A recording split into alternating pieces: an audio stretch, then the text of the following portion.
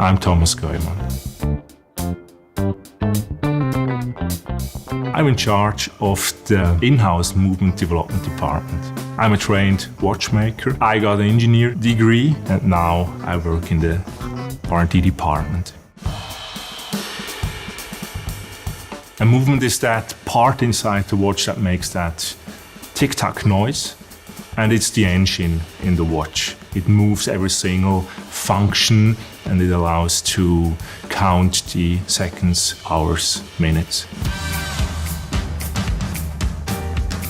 It always starts with a wish, with a need, with an idea, and we created a path which met our needs in the R&D department and the whole organization. And so we start with the first concepts, build up prototypes, and then we go to series production.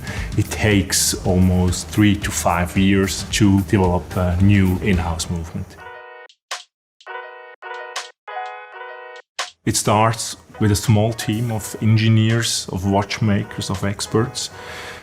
And as the project grows, there are some people joining the team, other people are leaving the team. And at the end of the day, almost every single person, from marketing to production to accounting and sales and customer service. There's a lot of extra information hidden in the caliber number. For example, first 2 numbers stand for the caliber family. Then the special function as Perpetual calendar, Chronograph, and so on, they get a special number. And for us, it's helpful to get some orientation, to get some information about the movement.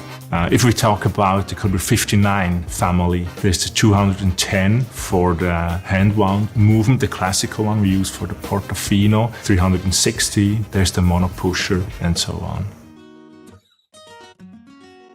I'm really proud of the new automatic movement with the Moon and Tide display. We're an international watch company and we like to offer watches for the worldwide market. And I guess some customers who like to travel, like sailing, they're really interested in such a function. It's a brand new base movement, automatic movement with a lot of new technology inside. We kept a peloton system because it's a really proven system. And if there's some part which is really in motion every single day, for example, the automatic winding system, then we use some high wear-resistant material, for example, the ceramic clicks. It's a very robust movement. We can use it for sport watches, also for classical watches. He can be sure that there's state-of-the-art engineering in that in-house movement, and there's also a lot of passion in that watch.